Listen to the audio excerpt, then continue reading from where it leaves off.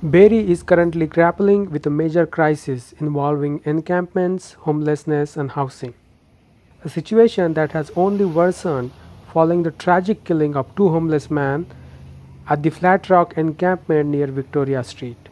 Simcoe Community Media has been conducting a comprehensive series on the crisis, visiting various sites and speaking with people from all walks of life. We recently spoke with community leader Michael Speers outside Barrie City Hall about the issue and potential solutions. Mayor Alex Nuttall recently declared a state of emergency and cleared the encampment outside Busby Center. Michael Speers had warned this might happen, that a crisis like the Flat Rock tragedy could be used to justify a tougher enforcement led approach to homelessness rather than providing the help. Though the encampment outside Busby Center is gone, homeless people are still there. Thank you so much, Michael, for joining me today. No We problem. are outside Barrie City Hall. There was an executive committee meeting, big discussion about the Victoria Street or Flat Rock encampment tragedy that happened. So, what were your first impression from the meeting that happened? Well, I guess my first impression is that it's more of the same from council or from the committee, especially the mayor. Obviously, the mayor is the one that drives what's being discussed at this executive committee, and the language that he was using to describe the encampment, to describe kind of the situation around the horrific incidents that led to these two men's tragic deaths. It was just it seemed like he was just capitalizing on it to push his political agenda, right? Like, we all know that the mayor has a pretty extreme right-wing agenda when it comes to homelessness, encampments, and services that need to be provided for them. So we know where he's coming from, but I was especially really floored when he brought up the fact that the sanitary conditions at the encampment may have led to higher E. coli levels at the beach and led to beach closures.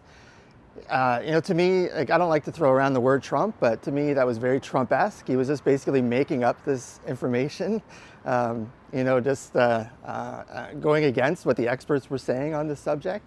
There's a lot of reasons why E. coli is in the beaches: temperature, rainfall, all the boats putting human waste into the water. So there's lots of reasons for it, but it just seems that he's kind of jumped on this to push a really extreme enforcement agenda, and it kind of worries me over the next couple weeks or a couple months.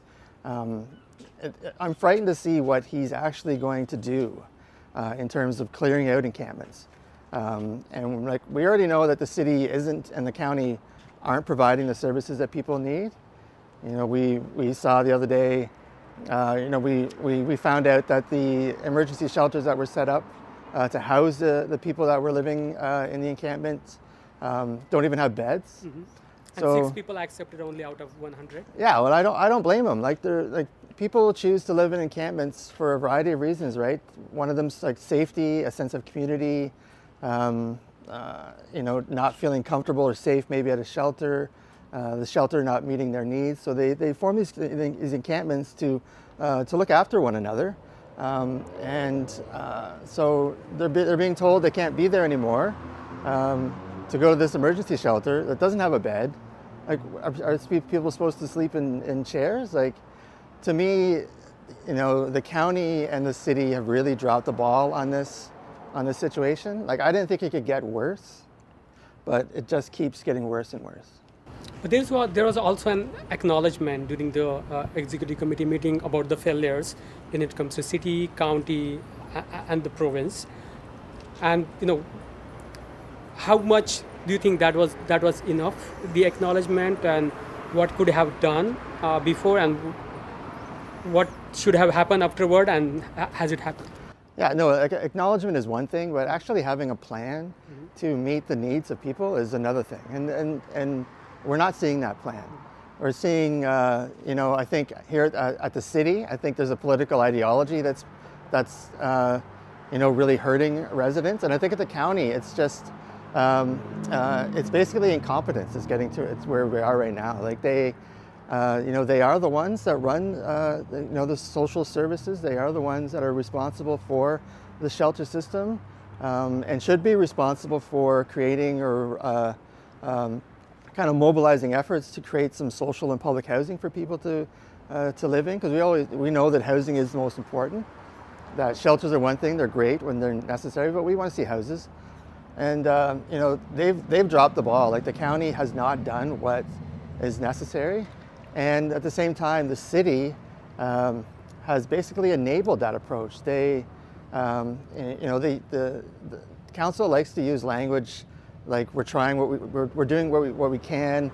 We're working with the county to provide the services that people need, but it's just not working. Like they have an enforcement approach first, and all that leads to, as we've seen, is basically death and tragedy. So one of the things what came up during the meeting, I believe CAO Prowse, Michael Prowse, started the conversation, is the Superior Court of Ontario ruling that came out of Waterloo that prohibits to vacate the encampment if you don't have enough shelter space. So that came up that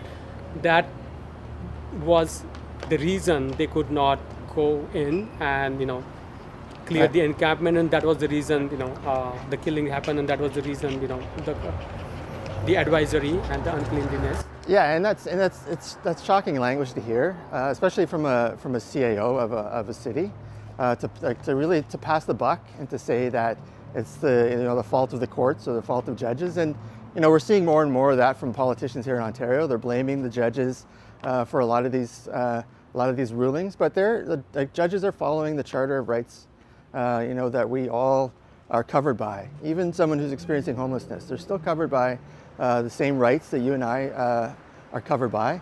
And so, to me, like they use these encampment rulings as an excuse to not do anything, but really they should be using these rulings as a call to action. Like the judiciary said, like you can't clear these encampments until there's services that people need and require. Well, to me, that means you need to get off your butts and provide those services for people. Like no one likes encampments. I'd much rather see people living in homes or adequate shelter, supportive housing, things like that. But we need to provide people with what they need, so that they're not in these situations. They're not living in in spots where maybe they're not getting the services that they need or the care that they need, or they might find themselves in danger. But unfortunately, the city, especially the mayor, just has kind of tunnel vision into like homeless people are bad. I'm on the side of families and the children. We need to make sure they're safe. Where to me, like the whole idea about a safety issue, making it about the safety of families versus the rights of homeless people doesn't make any sense. He's just grasping at straws, because even the encampments, by saying that the encampments aren't safe for people who are trying to enjoy the park, it's basically saying that homeless people are violent and dangerous. And that's really not where we want to go with this debate. At the end of the day, we want people to get what they need. We want people to get the services that they need. And we want them to be able to come out of the elements when it's hot or when it's cold. And to be dehumanized, to be blamed for the closing of beaches is really just taking things to another level. And you mentioned about that language has been used at the city council. So very first, after swearing in 2022, the very first speech Alex Nuttall made, that was about the safety and security and downtown and increasing the police presence and the budget. But another thing also came up a lot of time, that the council doesn't have a right to interfere in the police work. So right. How do you, because you also mentioned about the Trump, and recent articles came up that how does he distinguishes, for example, when it comes to the January 6th rioters, when they enter the Capitol, U.S. Capitol, that is not considered as a crime, but that there is a another definition of the crime. So I believe that's what you were referring to when you say sort of Trump-like attitude. So how do you see that? On the one hand, the council or the mayor is saying we need more police, more security, more funding for them, and at the same time they say we can't interfere in the police. So do you see that that's aligning, that police has a a free hand? So how do you see the police operating? Yeah, well, it's an interesting kind of scenario to consider because as we know, the mayor is a very law and order guy. He has talked about more police. He's brought in more police for the downtown, and he's on the police board, of course, as the mayor sits on the board. So even though our politicians say that they're not influencing the police because they're not allowed to tell the police what to do, I think someone like Mayor Nuttall is kind of doing that in his own kind of way by pushing a certain agenda, by saying things, by using the media to push what he wants done. And so, sure, he may not be calling up the chief and saying you need to do this, but who knows, maybe he is. I'm not going to accuse him of that. But he's definitely kind of pushing an agenda towards certainly a get tough on crime enforcement type approach. And we saw that in his comments around the most recent tragedy at the encampment, saying that they're going to have a new approach to encampments, which is interesting to me. That's that means that they're basically going to be clearing them out. They're going to be a lot tougher on them, not let them get established. And so, how do you do that though without telling the police what to do? Municipal bylaw officers sure can show up and do what they want, but there has to be some coordination between City Hall and the police. So, I can see the mayor subtly, nudge, nudge, wink, wink. We need to do this, which is frightening because the politicians should not be telling the police what to do, except when it comes to budget time, right? When it comes to deciding how we're going to spend our money, are we going to provide people with the resources they need, or are we going to fund the police? Then that's the decisions that need to be made. And we've seen funding go up and up and up, and it just seems that the mayor's pretty determined to take a really strong enforcement approach to our encampments, and without providing any services that people need. And to me, that's just going to lead to even more problems, even more tragedies. People are going to be spread out. They're going to be setting up tents by themselves. And to me, that's a more dangerous situation than allowing people to form a community amongst themselves and to keep themselves safe. Because we have been visiting a lot of encampments. We were at the Bradford Street yesterday. We were also at the Milligan's Pond. So one, you mentioned about the shelter. So one of the persons, he just didn't want to talk on the camera, but one of the things he said what shelter, politicians and social workers from the county talk about the shelter, but he said it's very frightening to go into the shelter. Mm-hmm. Sometimes you just end up in a room with 3-4 other people. You don't know who they are, where they're coming from, and that keeps you makes you more vulnerable. And we are talking about men, so women are at more at risk. That's one of the things. Another, we were talking to one of the person, and he said in the morning he sees late at night he sees one individual on a bike. He said he's barely 18. He comes up, sets his tent by the roadside by the Bradford Street, stays there. Early morning he packs and he leaves. Mm-hmm. Because he doesn't stay, he doesn't come in there early because he's scared for his security. He's a young person, but he's working, but he doesn't have ability to afford the rent. So these are the kind of homelessness we have been encountering a lot as we are going out and talking to various community members. So in light of what you say about the safety of the encampments, how they build the community. So what are the solutions we are looking at? Because as far as I can tell, I haven't heard about those kind of solutions. For example, in one of the press conferences, Alex Nuttall mentioned that he inherited these problems. Yeah. But also he inherited the city, right? He inherited this beautiful city, beautiful beach, strong mayor's power. one of the highly paid mayoral positions. So he inherited a lot of positive things. So that comes as part of being a mayor. So how do you see the first question? We'll talk about inheriting the problem. The first thing, what do you think the solutions they have that should have been proposed, and do you see those have been proposed? I haven't seen any solutions that would actually work. They could actually call solutions actually being proposed. And I kind of chuckle when the mayor said that that he didn't inherit this problem. Right? He likes to, guys like him like to blame other people. Like they do no wrong, right? They're only doing right. And but to me to me that shows a lack of political maturity and a lack of a sense of responsibility. Even if he did inherit the problem, it's his responsibility to solve it. It doesn't matter who caused the problem or who didn't do enough. The last council didn't do enough. It doesn't matter. That's in the past. We need to be looking forward, and it's his responsibility as the mayor to put forward solutions that will actually, do a few different things. Make sure people's needs are met, make sure people are properly housed, and make sure the community is safe. And we all want a safe community, but a safe community for everybody. Like when the mayor has press conferences down at Meridian Square and he's talking about making the downtown safe, well, he's talking about making it safe for a certain type of person, right?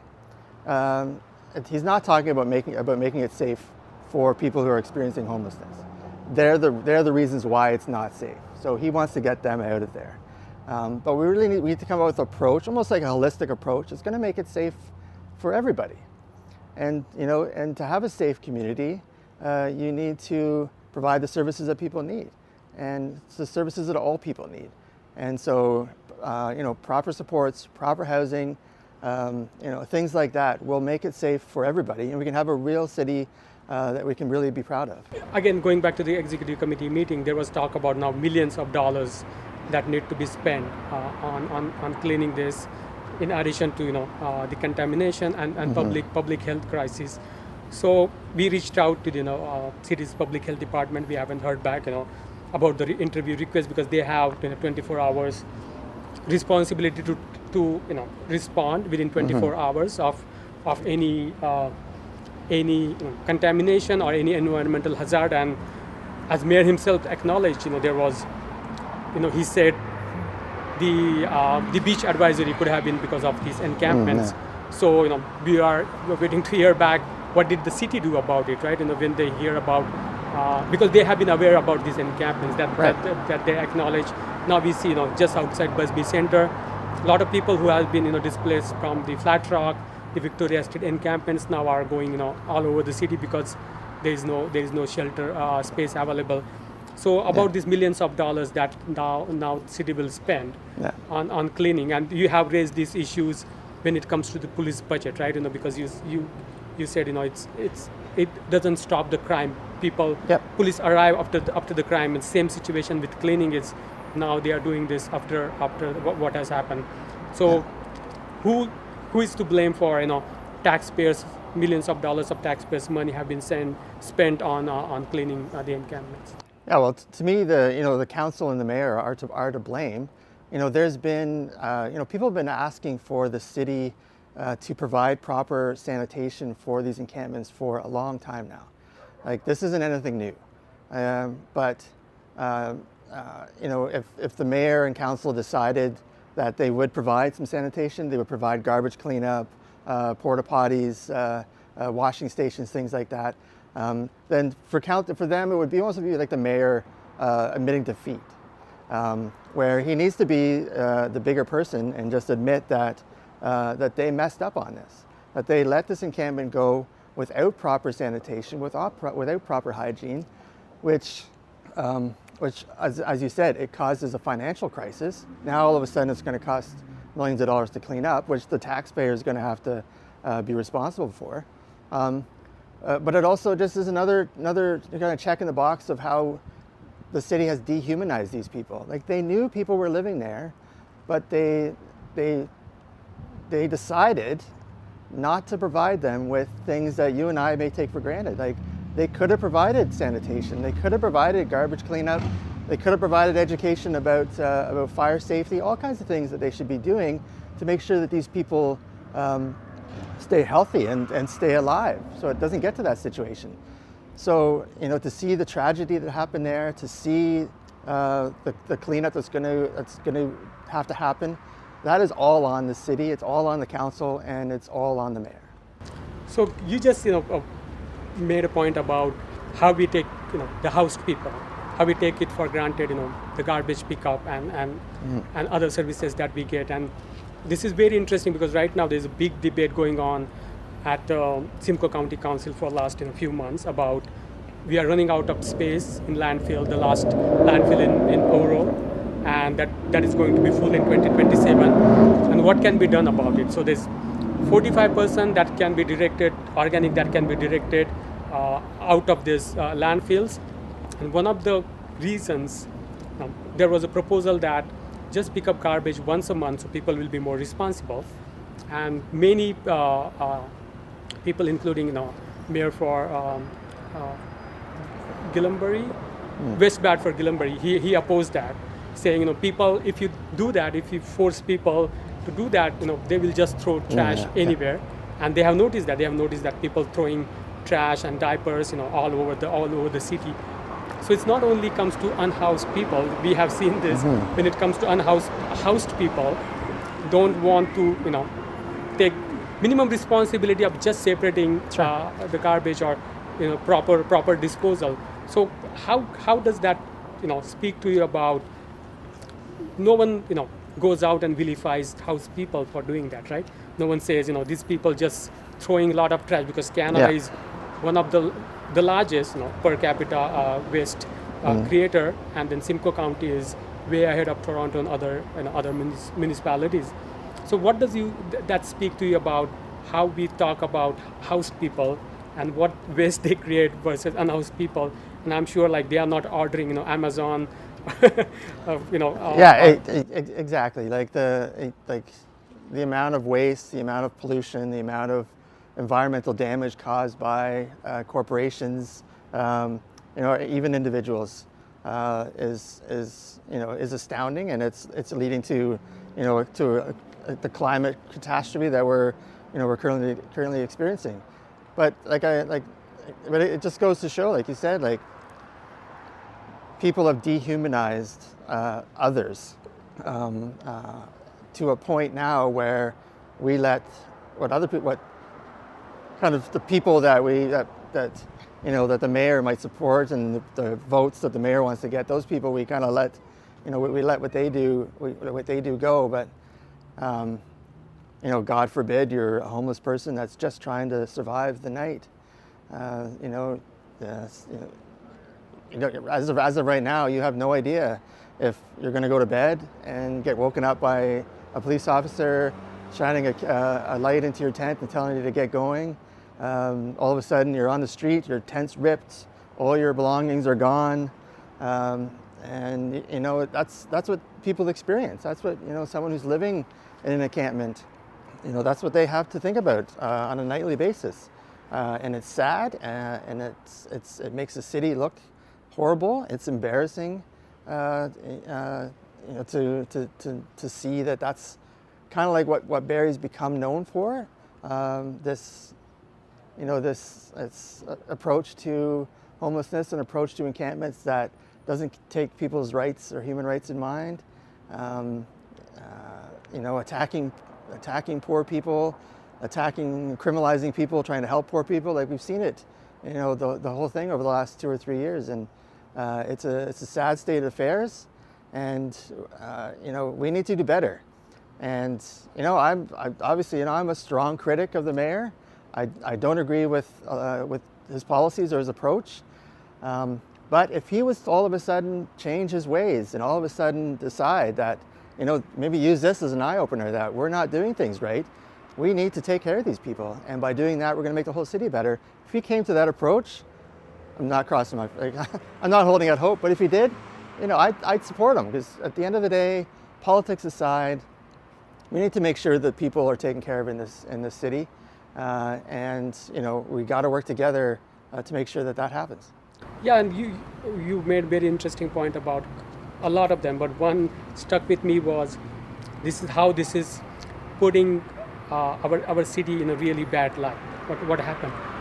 But then what does that tell you about the you know the acknowledgement, for example, that they couldn't go in and and clean this because of the the ruling based on Canadian charter, or acknowledging that these problems have been inherited, or acknowledging that now this will cost millions of dollars. So this acknowledgement, like openly acknowledging at the same time, then they miss the response at appropriate time. Acknowledging that environmental department didn't do enough to go in and check the quality of water of the soil.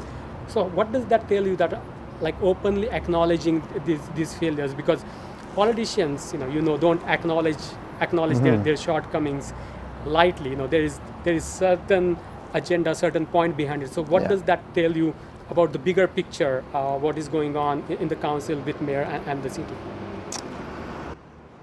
I think, to me, unfortunately,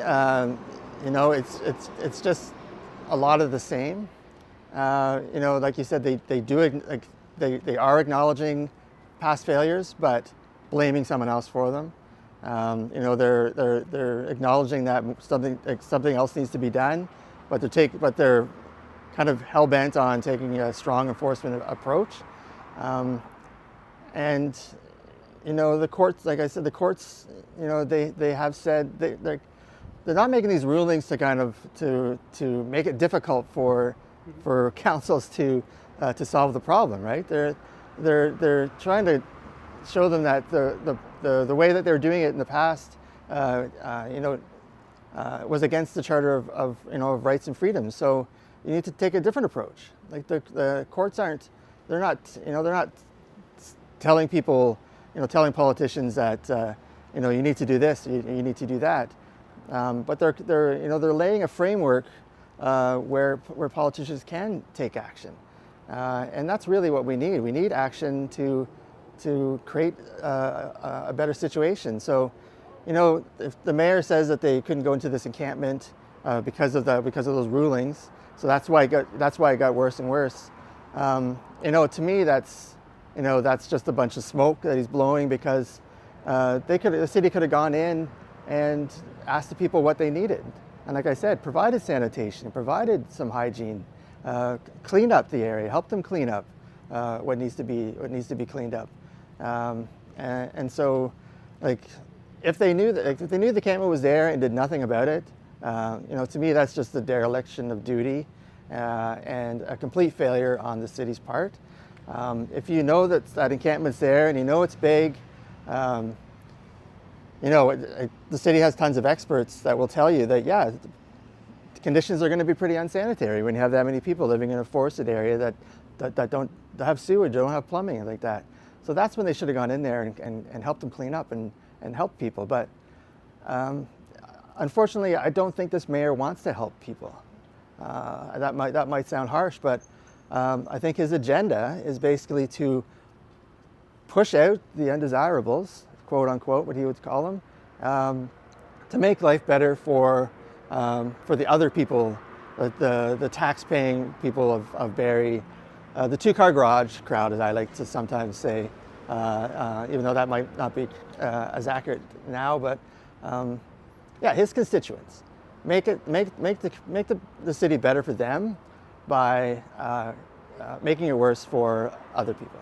So about the same issue, what we heard when we talk to different people is there is a large section of residents in Barrie that this kind of language appeals to them, that this kind of justification appeals to them, that if they can't go in, if the city says they can't go in, it means they wanted to go in and somebody strongly prohibiting them. So it's putting the responsibility, putting the onus on the people on the encampment, and it means that they have every right to go in now, or going forward, going forcefully, whenever they see even a single tent, they have a right to go in and just dismantle it because what happened at this encampment, and they don't want to. So is that the impression, same impression you get from the language? That's what I think the mayor is aiming to do, to really crack down and come down hard on these encampments. So yeah, I think if they see a couple tents being set up, they're going to go in there probably at night and take the tents down and send people on their way, totally disregarding the fact that these people need safety, they need security, they need a sense of community, which maybe the encampment, even if it was a small one, was providing them. And so, going after encampments without providing a proper alternative, and a humane alternative for these people, is basically just kind of kicking the can down, right? Tear down one encampment, they're going to go move it to another encampment. So the police and bylaw are just going to be jumping around, breaking up these encampments because the people have nowhere else to go. So if you're providing shelter, overnight shelter with no beds, that's the result you're going to get. Do you think that creates more instability within the community, make community more unsafe because you are forcing individuals, to go from one place to another, and then they don't know, or residents don't know, where they're going to show up? Yeah, I think it makes people experiencing homelessness unsafe for sure. I don't think it makes other residents of the city unsafe. They may feel unsafe, but feeling unsafe and actually being unsafe are totally different things. And so, it definitely creates an unsafe situation for people experiencing homelessness because any type of community that they're trying to establish has been basically destroyed, and they're out on their own. And it doesn't solve the problem. Like, we have people living, a lot of people living rough in this city, who don't want to be out living rough, and we're providing no alternative. We're providing no solution to help them get housing. In one of your interviews or one of your deputation in front of council when it comes to the police budget, that's my next question. You mentioned this a lot about what policing is in Canada or in North America, and you have a certain position on the police budget and police funding. So in light of this particular incident, how do you think the city should be looking at the policing in there? Yeah, well, to me, it just goes to show what happens when you don't fund the proper supports and services that people require, right? If you give the police, tens of millions of dollars every year and a few $1 million increase every year after year, despite the evidence that shows that increasing policing doesn't actually make your community any safer. To me, it's kind of just making the case that I speak about, in that if we had used money that went to the police, to provide adequate shelters, to provide supportive housing, to provide encampment residents with proper sanitation, hygiene, things like that, then we wouldn't find ourselves in the situation that we're in right now. But unfortunately, we live with a council and with a mayor who have a very extreme tough on crime approach, and they won't budge in terms of trying to understand how providing services upstream will come down and will reduce crime and will create a safer community for everybody. So until they actually come to realize that, and until the police board and until the police chief, realizes that, their bloated police budget isn't actually making our community any safer. Until they actually realize that, then it's going to be it's going to be a lot of the same. We're going to end up with, people who feel unsafe downtown because police are walking around. We're going to have people who are living in encampments in unsanitary situations because the city doesn't have any money to provide any services that they need because all this money is going to the police. We do live in a society, we live in a city that has basically handed the police a lot of responsibility. To his credit, the police chief has said that there's a lot of things that they have to do that the police shouldn't be doing. He's admitted that, but the city, the province, the federal government, we give all this money to police forces, expecting them to solve these problems, to solve problems when people are in crisis and things like that, where it's actually a totally wrong approach. That money should be going to organizations that can actually help people, and the city should be kind of diverting resources into services that will help people. But as of right now, it's more of the same until until maybe we can get some more people, some different people, some better people in that council chamber.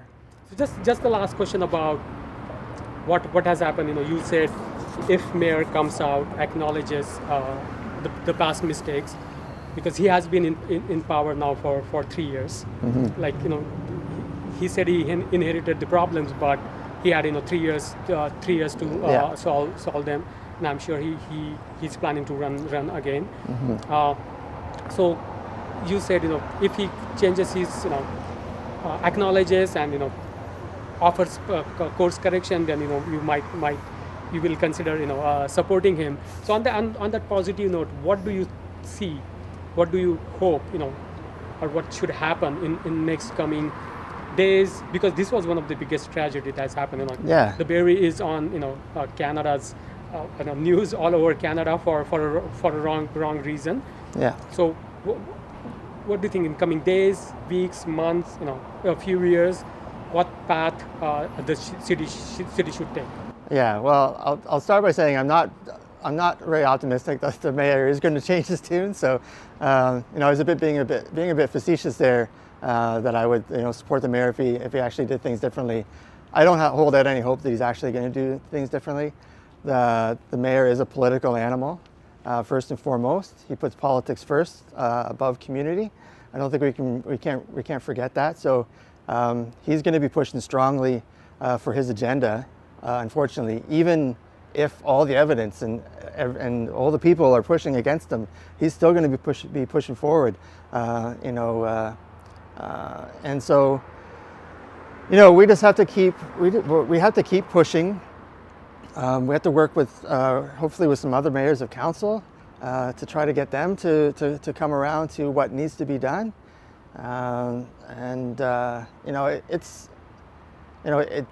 It's tough. I always say that I have hope that the city can do better. I don't have a lot of faith that it's going to be done. But we just got to keep making the case. We got to keep advocating for more humane approaches to encampments. We got to give a voice to people who are living in the encampments. That's often overlooked. We have politicians making decisions, and we have people who aren't living in, who aren't experiencing homelessness, making decisions. We need to listen to the voices of the people who are actually going through the situation, see what they need, what can be done to make it better, what can be done to make sure that they're housed and get what they need, and then from there we can start to build a plan and some concrete action to do what's necessary to make demands from the province, to make demands from the federal government for more money for housing. We need at least 200,000 public housing units in this province at the bare minimum. We need more supportive housing for people. We need housing for people making the transition out of homelessness. So there's a lot that needs to be done. It does take money, I understand that, and money is finite, so they say. Although they always tend to find the money for the police budget and stuff like that. So, we need to understand, this is an emergency. The city is in a state of emergency when it comes to homelessness, and we need to kind of use that sense of emergency to actually go forward and do something different and do something better, something more humane, something that's going to make people's lives better in the long run. Thank you so much. All right, you're welcome.